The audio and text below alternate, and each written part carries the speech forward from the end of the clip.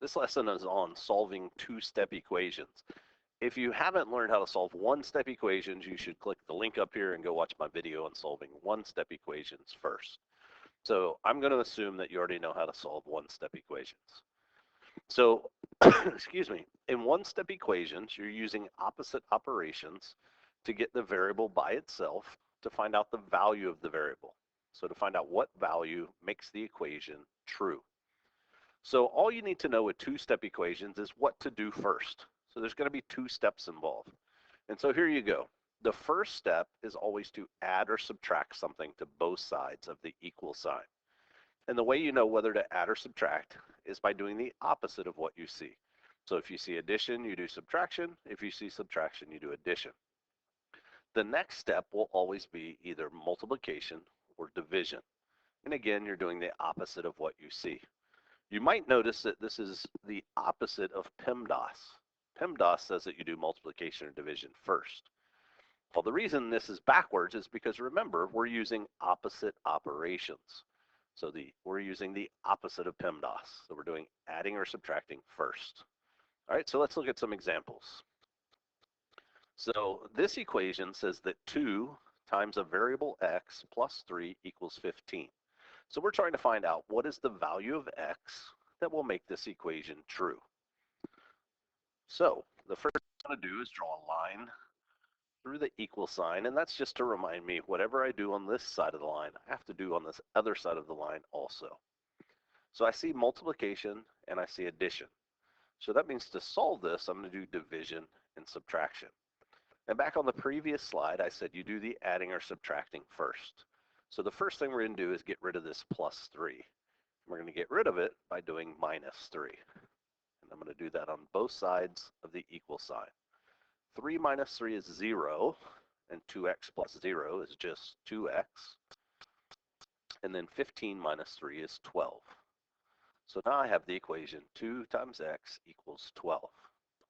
So I see multiplication, so I want to do division, so I divide both sides by 2. 2 divided by 2 is 1, and 1x is the same thing as just x, and 12 divided by 2 is 6. So the solution I got is that x equals 6. Now remember, with equations, you can always do your work. So I can plug 6 in for x and see is 2 times 6 plus 3 equal to 15. So 2 times 6 plus 3, I didn't mean there. So 2 times 6 is 12, plus 3 is 15, so I know I got the correct answer. All right, so let's look at a word problem. Now, the biggest problem that my students have with these is that when they're reading them, they're trying to figure out what the answer is. And that's just a normal thing to do. But here's the problem. What they're asking you to do is not to find the answer, but to write an equation that represents what's going on here. And then they want you to solve that equation. So the first thing you need to know is how can I write an equation to represent this? So try not to think about what the answer is or how to get the answer. Think about what is the equation that represents this. So you're making a bulletin board to advertise community service opportunities in your town. You plan to use half a sheet of construction paper for each ad. You need 5 sheets of construction paper for the title banner. You have 18 sheets of construction paper. How many ads can you make? So first of all, you need to determine what are your variables. So what is it that we don't know here? And the easiest way to find out what that is to look and see what is it they're asking you to find. And right here it says how many ads can you make? So our unknown, I'm going to call it A, is the number of ads. Number of ads. All right, so now to write the equation. Now this might seem strange, but I think the easiest way to write an equation is to start with the end of it. So you know an equation has an equal sign in it. So we've got something going on here, and it's equal to something. Over on this right side is usually just a number. over here is going to be an algebraic sentence or an expression.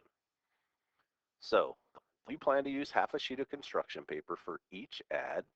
So there's our variable. You need 5 sheets of construction paper for the title banner. You have 18 sheets of construction paper. How many ads can you make? So the total of this whole equation is the 18. So I'm going to put that 18 at the end. And so I need 5 sheets of construction paper for the title banner, and I need half a sheet for each ad. This each here, most of the time when you see that, it means multiply times this, which is our variable. So what are we multiplying times A? We're multiplying the half sheet of construction paper. So 1/2 times the number of ads, that'll show how much paper we use for the number of ads we have. And then in addition to that, we need 5 sheets for the title banner. So we need a half sheet. This looks confusing. Let me rewrite this. Does it look like the A was in the denominator? It's not. So it's 1/2 times A, so 1/2 times the number of ads, plus the 5 sheets for the construction paper, equals 18, because that's the total number of papers that I have. And the question is, how many ads can you make? So this is the first part. And this is really the most important part, is being able to write the equation that represents the story. And now that I have that, now we'll go ahead and solve that. So I have 1/2 times A plus 5 equals 18.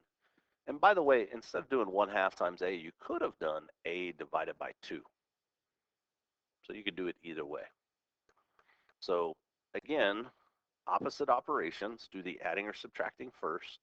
So the first thing I'm going to do is subtract 5 on both sides of the equal sign. So 5 minus 5 is 0. That goes away. So now I have 1/2 times A equals 13. You can divide both sides by 1/2. Or you can use the multiplicative inverse rule and just multiply both sides by the reciprocal of 1/2. So 2 over 1. Over here, I'm just going to write it as 2, because 2 over 1 is the same thing as 2.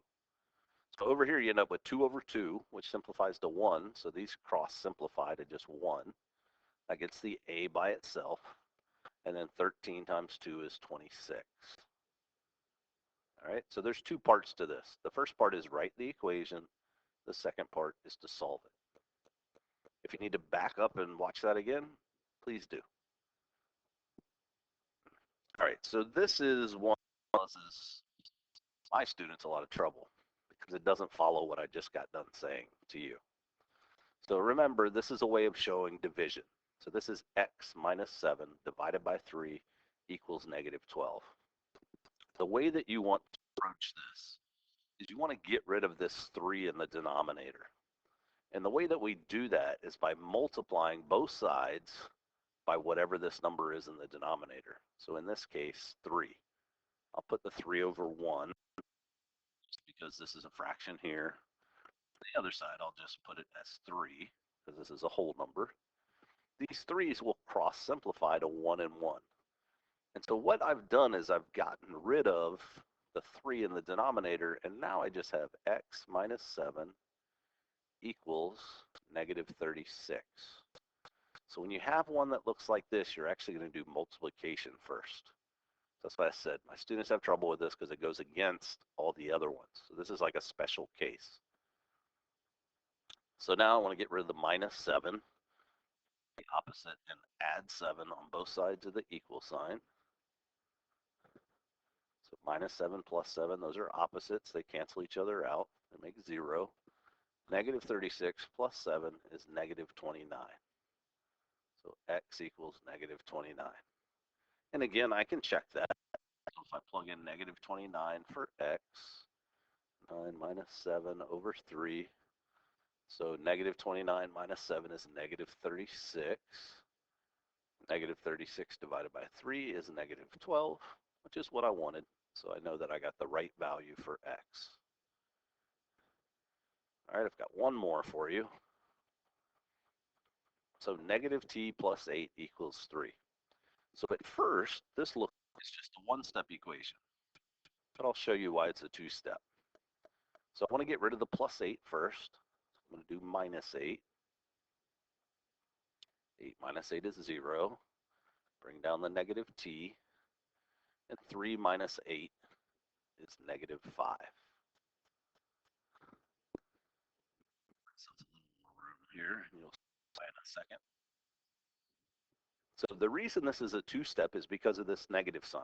I don't want to know what negative t is equal to. I want to know what t is equal to. So the way that we should work on this is, remember, there's a 1 in front of this t that's not written. So if I put the 1 there, now you can see that this is really negative 1 times t. So what's the opposite of multiplication? Division. So to get rid of the negative sign, I'm going to divide both sides by negative 1. Negative 1 divided by negative 1 is positive 1, so that leaves me with 1t, or just t. And negative 5 divided by negative 1 is positive 5. So t equals 5. And again, I can check that. So I plug in the 5 for the t. That negative sign was right here, right? So I have negative 5 plus 8. That comes out to 3, which is what I wanted. So I know I got the correct answer of t equals 5. All right, so I hope that was helpful. If so, give it a like and a subscribe. And until next time.